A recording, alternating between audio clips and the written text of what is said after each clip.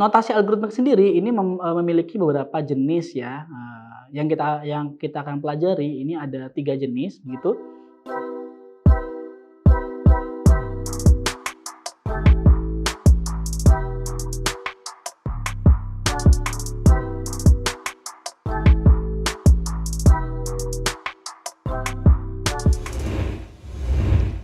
Assalamualaikum warahmatullahi wabarakatuh. Selamat datang di video pembelajaran daring Universitas Teknologi Indonesia dalam mata kuliah Algoritma dan Struktur Data. Pada video kali ini kita akan melanjutkan pembahasan dari video selanjutnya terkait dengan pengantar algoritma ya. Yang mana pada video kali ini kita akan melanjutkannya ke dalam materi notasi algoritmik ya. Nah, sebagai flashback ya, apa sih sebenarnya algoritma itu gitu ya. Nah, algoritma itu adalah sebuah langkah-langkah ya yang tersusun secara terstruktur dan sistematis yang digunakan untuk menyelesaikan sebuah permasalahan gitu ya. Jadi itu harus kita pahami terlebih dahulu gitu sebelum kita dapat melanjutkan ke video notasi algoritmik ini yang akan kita pelajari. Ya. Oke, jadi apa sih hubungannya notasi algoritmik dan algoritma begitu ya. Nah, kalau tadi sudah kita bahas, algoritma itu adalah sebuah langkah-langkah gitu ya. Nah, artinya kan sebuah langkah-langkah ini kan perlu yang namanya sebuah cara atau metode atau teknik untuk memvisualisasikannya gitu. Nah, notasi algoritmik inilah yang digunakan untuk memvisualisasikan dari sebuah algoritma ya.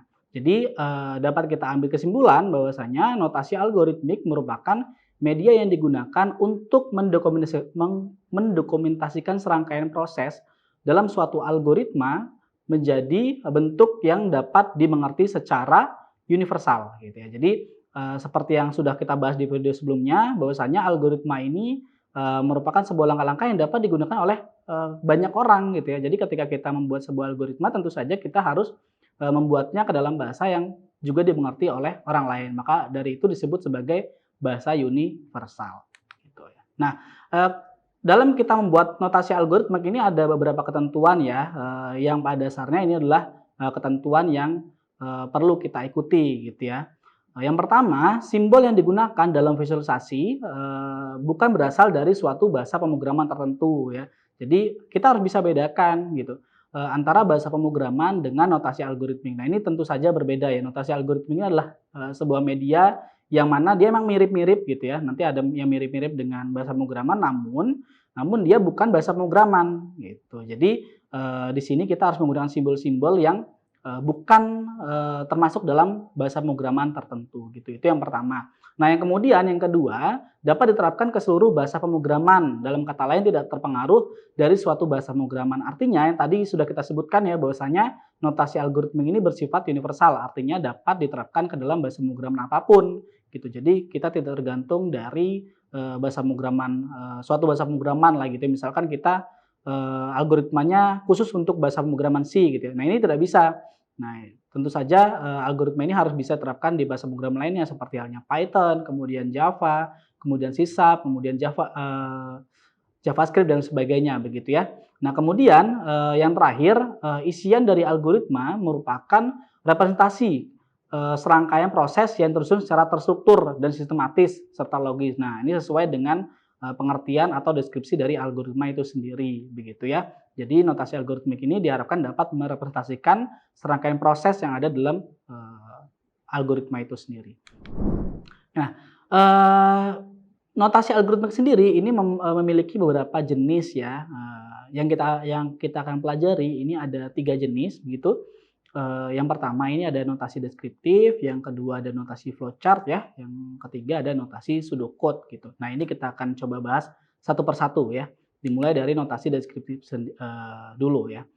Notasi deskriptif ini menyatakan langkah-langkah algoritma dalam deretan kalimat deskriptif ya. Adapun memiliki karakteristik yang pertama adalah dijelaskan dengan bahasa yang gamblang. Maksudnya bahasa yang gamblang itu adalah bahasa yang dapat dimengerti oleh setiap orang gitu ya, orang awam gitu, bahasa yang digunakan oleh orang sehari-hari begitu. Nah, kemudian yang kedua proses diawali dengan kata kerja ya. Jadi kita sudah bahas di pengantar algoritma sebelumnya bahwasanya ketika kita ingin membuat subproses dalam algoritma itu harus diawali oleh kata kerja karena algoritma ini isinya adalah instruksi-instruksi ya, langkah-langkah. Maka dari itu harus diawali oleh kata kerja. Nah, yang ketiga, notasi mudah dipahami bagi orang awam. Nah, ini berkaitan dengan yang pertama tadi ya, bahwasanya dia dijelaskan oleh bahasa yang gamblang. Sehingga bagi orang awam atau mungkin orang yang di luar dari bidang komputer itu lebih gampang memahami karena memang bahasa kita sehari-hari gitu. Nah, yang keempat, dikarenakan memang bahasa yang kita gunakan ini masih bahasa gamblang atau bahasa sehari-hari, nah ini akan sulit ya diterjemahkan secara langsung ke dalam bahasa pemrograman. Jadi butuh konversi yang lebih lama begitu ya dari bahasa notasi deskriptif ini ke dalam suatu bahasa pemrograman gitu. Nah, ya berikut adalah contoh notasi deskriptif ya yang dapat dilihat di bagian kanan saya gitu. Jadi yang pertama ini kita ambil contoh yang sebelumnya ya. Pertama misalkan ambil kantong kentang dari rak. Nah, ini adalah salah satu contoh dari algoritma pengupasan kentang ya yang juga kemarin kita sudah bahas begitu. Nah, kemudian yang kedua ambil panci dari almari ya. Ini kan sama nih. Jadi ambil itu kan kata kerja ya. Instruksi yang pertama, instruksi kedua ini kata kerja semua gitu. Sesuai dengan ketentuan notasi algoritmik notasi deskriptif yang kita bahas sebelumnya gitu. Kemudian if ya, if atau jika ya, jika baju berwarna muda then, nah maka pakai celemek. Artinya kalau misalkan dia menggunakan baju berwarna muda gitu ya, misalkan kayak baju warna putih atau baju warna muda lah ya, kayak misalkan abu-abu dan sebagainya, itu kan gampang terlihat kotor. Nah, maka dari itu dia dalam algoritma ini diinstruksikan untuk pakai celemek. Nah, ini sama juga ya, pakai itu kan kata kerja juga. Ini juga perlu kita perhatikan ya. Kemudian while jumlah kentang terkupas belum cukup, do. Nah, ini artinya ketika kita melihat kondisi bahwasanya jumlah kentang yang kita inginkan ya, yang kita inginkan untuk kupas itu masih belum cukup, maka kita perlu untuk mengulang kupas kentang gitu. Kupas satu kentang dan seterusnya sesuai dengan yang kita harapkan ya. Yang kita harapkan apa? Yang kita harapkan adalah kentang itu terkupas cukup menurut kita gitu. Ini juga sama, kupas satu kentang itu dia oleh kupas ya, kupas itu kata kerja gitu. Dan yang terakhir, kembalikan kantong kentang kerak, ini juga sama, kembalikan itu juga termasuk dalam kata kerja begitu. Nah, ini adalah contoh notasi deskriptif ya gitu. Nah, kemudian kita masuk ke dalam notasi flowchart. Nah, bagan alir atau flowchart ya adalah bagan yang menunjukkan alir gitu di dalam program atau prosedur sistem secara logika gitu ya. Nah, mengapa sih sebenarnya gitu ya ada flowchart gitu ya? Kalau misalnya tadi kan ada deskriptif, nah sekarang ada flowchart. Kenapa sebenarnya? Karena tidak semua orang itu menyukai suatu hal ya yang sifatnya itu hanya tulisan gitu ya. Nah, ada banyak orang yang menyukai ketika dia sudah diimplementasikan ke dalam sebuah desain ya. Nah, flowchart ini adalah sebuah desain gambar gitu. Jadi bagi yang mungkin suka dengan visual gitu ya. Nah, ini akan lebih menyukai notasi flowchart gitu. Kenapa? Karena ini memang mudah dipahami dan mudah dilihat gitu ya, lebih menarik begitu artinya. Nah, notasi flowchart sendiri ini juga memiliki ketentuan ya atau petunjuk gitu dalam pembuatannya. Nah, yang pertama, gunakanlah simbol-simbol bagan alir yang standar. Nah, jadi flowchart ini memiliki simbol bagan alir yang standar. Nanti kita akan bahas ya. Jadi kalau kita memakai flowchart ya kita harus mengikuti simbol-simbol yang standarnya. Kita tidak bisa membuat simbol sendiri gitu ya. Nanti itu tidak akan dapat dipahami oleh orang lain. Kenapa? Hanya kita yang memahami. Nah, sedangkan kita balik lagi ke hakikatnya ya, bahwasanya algoritma itu dapat digunakan oleh banyak orang gitu ya. Kemudian yang kedua, bagan alir sebaiknya digambar dari atas ke bawah. Nah, sesuai dengan namanya ya, bagan alir ya.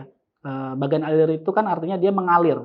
Nah, bagan alir di sini diharapkan ketika kita membuat bagan alir ini, proses-prosesnya itu diawali dari atas, baru kemudian ke bawah gitu ya. Jadi seperti halnya air ya, dari atas ke bawah. Jadi flowchart-nya juga mengikuti konsep seperti itu.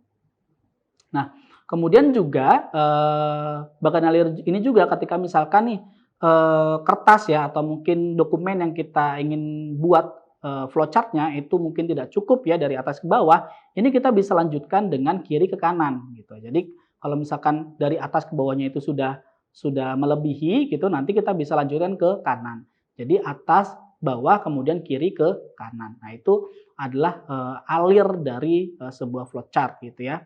Nah, kemudian yang ketiga, kegiatan yang terpotong dan akan disambung di tempat lain ya, harus ditunjukkan dengan jelas menggunakan simbol penghubung. Nah, ini ada simbolnya tersendiri ya, ada simbolnya tersendiri, nanti kita akan bahas gitu. Nah, jadi kalau misalnya kita mau membuat flowchart yang mungkin besar gitu ya, tentu saja kan mungkin nggak cukup ya, mungkin hanya dengan satu dokumen, bisa saja berdokumen-dokumen gitu. Nah, ini harus jelas simbol penghubungnya supaya apa? Ketika nanti dibaca atau digunakan oleh orang lain, ini mudah dipahami gitu ya. Nah, kemudian yang terakhir, awal dan akhir ya dalam kegiatan algoritma flowchart ini harus didefinisikan dengan jelas gitu ya. Ya seperti halnya algoritma ya. Algoritma kan memang harus didefinisikan dengan jelas. Nah, ini juga diterapkan pada notasi flowchart karena kalau misalkan tidak jelas bagaimana orang bisa memahami instruksi tersebut ya. Jadi sifatnya jangan ambigu gitu. Nah, flowchart sendiri ini memiliki beberapa jenis ya yang dapat kita gunakan ya. Yang pertama ada bagian alir sistem ya atau disebut dengan sistem flowchart. Kemudian yang kedua ada bagian alir dokumen ya, dokumen flowchart gitu. Kemudian yang ketiga ada bagian alir skematik ya atau disebut juga sebagai skematik flowchart. Kemudian ada bagian alir program, program flowchart, dan yang kelima atau terakhir bagian alir proses ya, proses flowchart. Nah, berikut adalah contoh-contoh simbol dari flowchart itu sendiri. Nah, banyak ya sebenarnya contoh simbol flowchart yang bisa kita gunakan, tapi yang perlu kita benar-benar hafal dan memang kita pahami itu ada beberapa ya. Yang pertama itu adalah panah ya. Panah ini menunjukkan alir ya atau disebutnya sebagai flow. Ini aliran dari flowchart itu sendiri. Tadi kan saya bilang bahwasanya flowchart ini diharapkan dari atas ke bawah. Nah, untuk kita bisa memberikan representasi bahwasanya flowchart itu dari atas ke bawah, nah ini kita menggunakan panah ya atau flow ini gitu. Nah, ini harus kita tahu gimana caranya menggunakan simbol ini. Dan kemudian yang kedua itu ada yang namanya input atau output ya. Input atau output ini biasanya simbolnya itu berbentuk jajar genjang ya, jajar genjang. Nah, ini kita nanti bisa lihat di samping kanan saya gitu ya. Ini adalah contoh dari jajar genjang. Ini biasanya input output ini digunakan untuk sebagai sebuah masukan ya, sebuah masukan dari proses. Nah, oh ya tadi saya lupa ya, sebelum input output harusnya ada terlebih dahulu yang namanya terminate ya atau terminator gitu ya. Terminator ini adalah awal atau akhir. Jadi kalau kita membuat sebuah flowchart itu kita harus mendefinisikan awal dan akhirnya. Nah, ini didefinisikan menggunakan simbol terminate. Nah, simbol terminate ini bentuknya oval gitu ya, bentuknya oval. Nanti kita bisa lihat di samping kanan saya. Nah, tadi balik lagi setelah setelah terminate tadi ada input dan input atau output. Ini bisa digunakan input pada saat memasukkan, kemudian nanti bisa digunakan juga sebagai keluaran. Jangan lupa bahwasanya algoritma itu tadi kan kita balik lagi bahwasanya dia adalah input, kemudian proses, kemudian output ya. Jadi langkah-langkah untuk menyelesaikan sebuah permasalahan. Tentu saja dia ada input, proses, kemudian output. Nah, kemudian yang selanjutnya ada proses. Nah, proses ini biasanya digambarkan atau disimbolkan dengan jajar persegi panjang ya, persegi panjang atau persegi gitu. Nah, ini adalah simbol dari proses. Nah, proses ini ya misalkan kayak contohnya tadi gitu ya, kupas kentang. Nah, kupas kentang itu tadi adalah salah satu proses yang dilakukan dalam algoritma gitu. Nah, kemudian yang terakhir adalah penghubung ya, penghubung. Nah, penghubung ini wajib digunakan ketika kita membuat flowchart yang besar gitu. Jadi mungkin terpisah antara dokumen satu dengan dokumen lainnya. Ini juga kita harus pahami ya simbol penghubung ini gitu. Itu yang harus kita hafal gitu ya. Tapi selain itu banyak yang bisa kita pelajari lagi. Nah, gitu. Oke. Kemudian ini adalah contoh nih dari notasi flowchart ya. Nanti bisa lihat di samping kanan saya gitu ya. Ini sebenarnya adalah lanjutan dari notasi deskriptif tadi ya. Kalau deskriptif tadi dia bentuknya kalimat. Nah, kalau ini kita buat menggunakan flowchart nih. Jadi mulai. Nah, kemudian mulai ini kan menggunakan simbol terminate ya. Kemudian ada ambil kantong kentang dari rak gitu ya. Nah, ini kita menggunakan simbol input atau output ya. Jadi ini bisa digunakan sebagai input maupun output. Nah, kenapa kok ini disebut sebagai input? Karena ini adalah masukan ketika kita ingin mengupas sebuah kentang gitu ya. Nah, kemudian dilanjutkan dengan decision. Oh ya, tadi ya. Jadi selain dari yang sudah saya sebutkan tadi bahwasanya ada juga nih simbol yang namanya decision. Decision ini adalah keputusan. Nah, keputusan ini jadi ketika misalkan kita ada dua alternatif ya, di mana dua alternatif ini hanya bisa kita jalankan salah satu di antaranya. Nah, ini disebut atau disimbolkan dengan decision ini. Nah, ini kalau dalam contoh notasi flowchart di samping ya.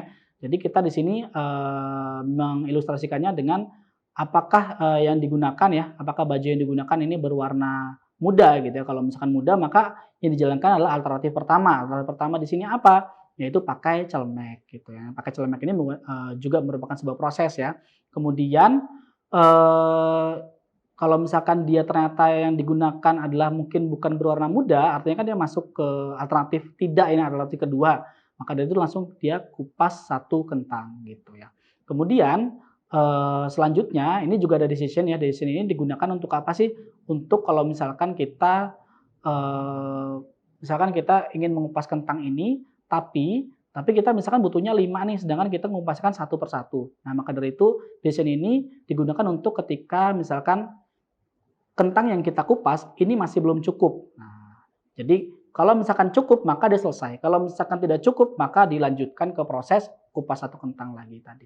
Nah, itu adalah decision ya. Nah, kemudian yang terakhir sama ya. Kalau ada mulai berarti harus ada akhirnya atau selesai gitu. Jadi menggunakan simbol terminate juga. Itu ya, itu contohnya ya, nanti bisa dibandingkan sendiri nih antara notasi flowchart dengan kalimat deskriptif yang sebelumnya gitu. Ini kasusnya sama gitu. Nah, yang terakhir atau yang ketiga ini ada notasi pseudocode ya, namanya saja sudah pseudocode. Jadi ada kode-kodenya gitu lah ya. Nah, jadi pseudocode ini apa sih sebenarnya ya? Pseudocode adalah notasi yang menyerupai dengan bahasa pemrograman tingkat tinggi ya. Lebih tepatnya, pseudocode juga dapat disebut sebagai campuran antara bahasa alami dan bahasa pemrograman. Nah, ini harus diingat ya, harus diingat bahwasanya notasi algoritmik ini tidak boleh sama halnya dengan bahasa pemrograman, harus dibedakan. Maka dari itu di sini pseudocode mencoba untuk mencampur antara bahasa alami ya, itu tadi deskriptif gitu dengan bahasa pemrograman gitu. Jadi ini sudah campuran antara bahasa alami menuju bahasa pemrograman lah gitu ya. Tapi tidak benar-benar bahasa pemrograman gitu. Nah, kemudian aturan dalam pembuatan pseudocode ini adalah tidak baku ya. Jadi setiap orang terkadang bisa memiliki versi yang berbeda-beda. Jadi misalkan kita mungkin ingin mengimplementasikannya ke dalam bahasa pemrograman C. Mungkin kita akan membuat pseudocode-nya hampir menyerupai bahasa pemrograman C gitu, karena terkadang setiap orang itu memiliki versi yang berbeda tadi yang saya sebutkan sebelumnya gitu. Nah, karakteristik dari pseudocode ini apa sih gitu? Ada beberapa ya. Yang pertama, notasi agak sulit dipahami bagi orang awam. Ya, karena memang notasinya sudah menggunakan bahasa pemrograman ya, campuran gitu. Jadi tidak semua orang itu mengenal bahasa pemrograman itu seperti apa gitu. Tapi bukan berarti tidak bisa dipahami ya. Bisa dipahami gitu ketika kita misalkan juga mempelajari bahasa pemrograman gitu.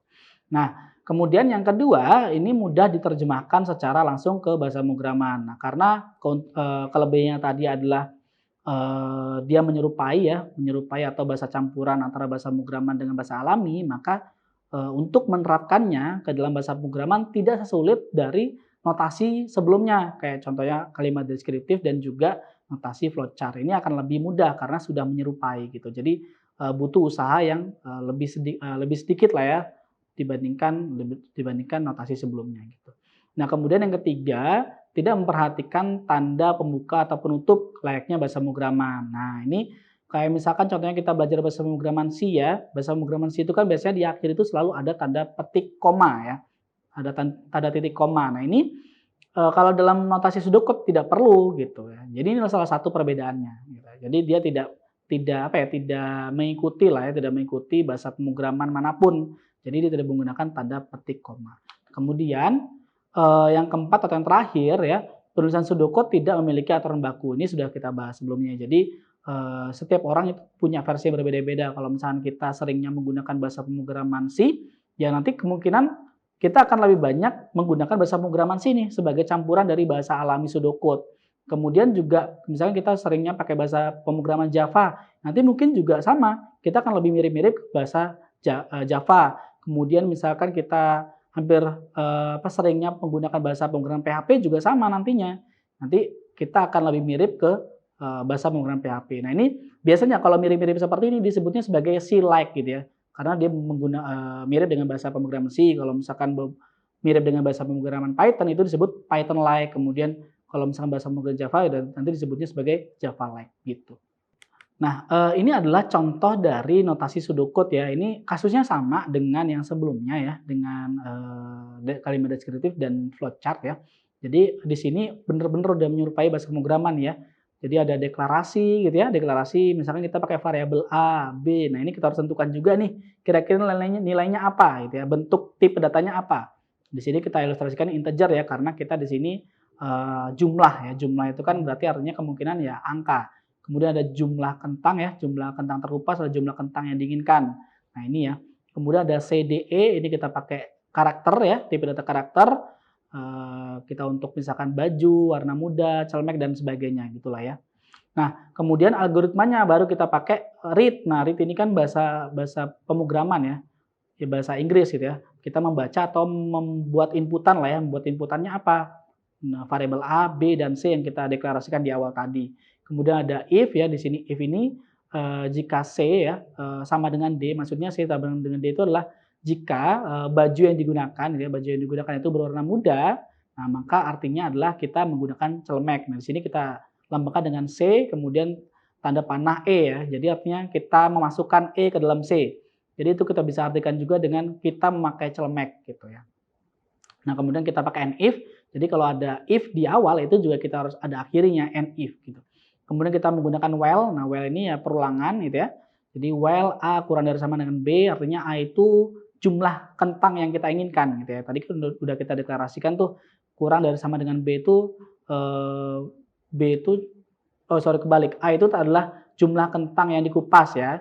Kemudian kalau B ini adalah jumlah kentang yang kita inginkan. Jadi selama jumlah kentang yang dikupas itu masih belum sebanyak jumlah kentang yang kita inginkan, maka kupas kentang itu harus terus dilakukan. Nah, ini diilustrasikan dengan A plus sama dengan C. A plus sama dengan 1. Jadi kupasnya itu ditambah 1 terus-menerus gitu. Kemudian di akhir juga kita tambahkan end while ya. Jadi tadi ada while di atas ya, jadi kita tambahkan end while, berarti akhir dari while itu sendiri gitu. Oke, itu saja ya materi dari notasi algoritmik begitu. Nanti kita akan lanjutkan lagi ke materi struktur I/O ya, struktur input output. Kita sudah mulai masuk ke dalam bagaimana caranya penerapan ke dalam bahasa pemrogramannya begitu. Oke, cukup sekian dari saya. Terima kasih. Wassalamualaikum warahmatullahi wabarakatuh. Terima kasih sudah menyaksikan video pembelajaran ini. Jangan lupa like, komen dan subscribe, serta nyalakan tanda loncengnya agar kalian tidak ketinggalan informasi update lainnya.